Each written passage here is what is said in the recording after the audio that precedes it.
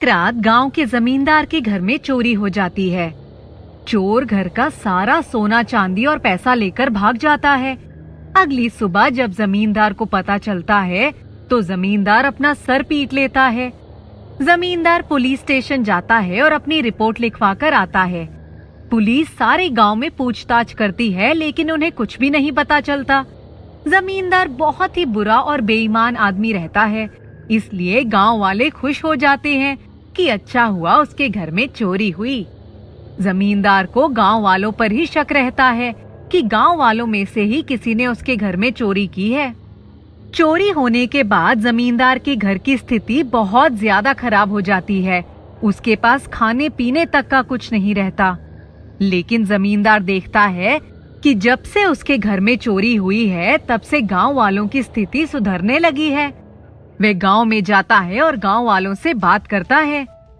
मुझे पता है कि मेरा पैसा तुम लोगों में से ही किसी ने चुराया है, मुझे अपने आप बता दो। नहीं, हमें नहीं पता कुछ भी इस चोरी के बारे में। हमने आपकी चोरी नहीं की है। मैं देख रहा हूँ जब से मेरे घर में चोरी हुई है तब से तुम लोगों की स्थिति बहुत अच्छी हो गई है। मुझे लगता है तुम लोगों में से ही कोई एक चोर है। जमींदार फिर से पुलिस को लेकर गांव में आता है और एक एक घर की तलाशी करता है। बहुत कोशिश करने के बाद भी कुछ नहीं पता चलता। कुछ दिनों बाद जमींदार को अपनी गलती का एहसास होता है कि मैंने गांव वालों के साथ बहुत बुरा किया। मुझे ऐसा नहीं करना चाहिए था।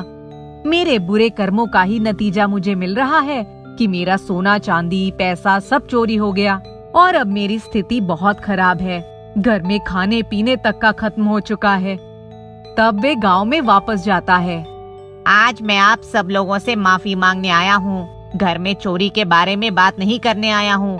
अच्छा हुआ जो मेरे घर में चोरी हुई, क्योंकि मेरे पास जो पैसा था पूरा बेईमानी का था।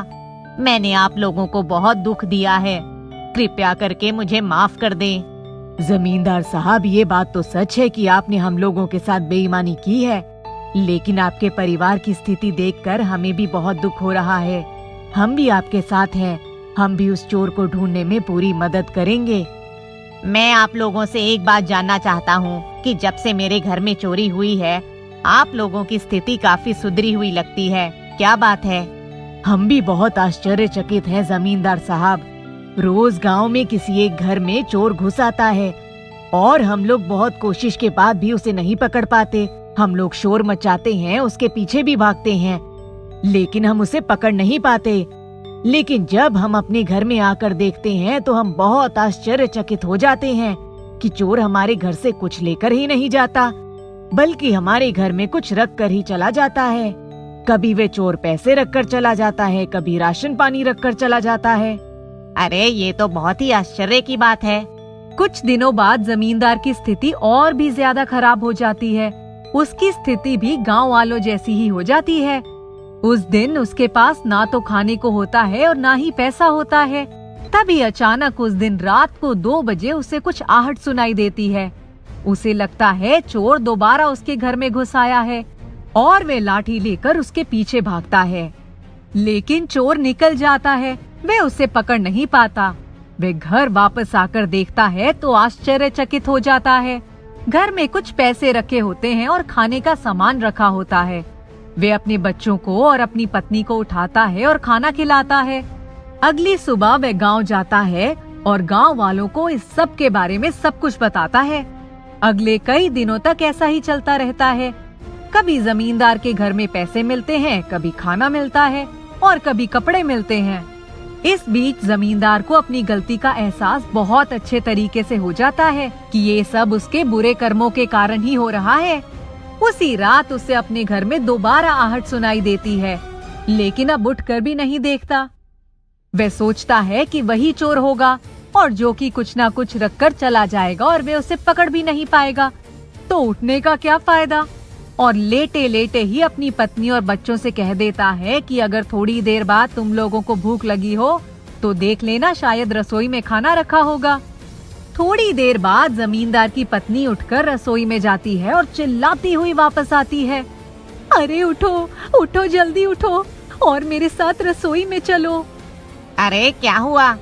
अरे आप चलिए तो सही, मैं आपको बताती हूँ। जमींदार घबरा जाता है।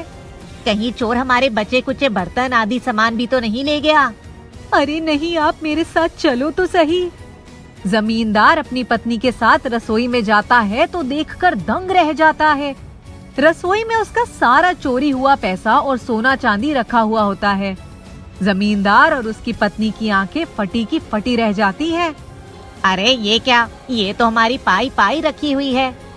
मुझे तो लग रहा था कि चोर ने मेरी ही चुराई हुई दौलत में से ही गांव वालों और मुझे खाना, कपड़ा और पैसा देना शुरू किया है, पर उस चोर ने तो इसमें से कुछ भी नहीं खर्च किया। ये तो पूरा का पूरा पैसा और सोना चांदी है। हाँ, आप सही कह रहे हैं, ये तो सारा सोना चांदी और पैसा है, और साथ ही गांव वालों की जमीन के कागज भी हैं। दूसरे दिन जमींदार सारे गांव वालों को अपने घर बुलाता है और उनकी जमीन के कागज उन्हें लौटा देता है, और कुछ सोना चांदी और पैसा भी गांव वालों में दान करता है। लेकिन लाख कोशिशों के बाद भी गांव वाले और जमींदार उस चोर का पता नहीं लगा पाते कि आखिर वह चोर कौन था जिसने सारे गांव की स्थिति को बदल कर रख दिया। सब उस चोर को जादुई चोर का नाम दे देते हैं।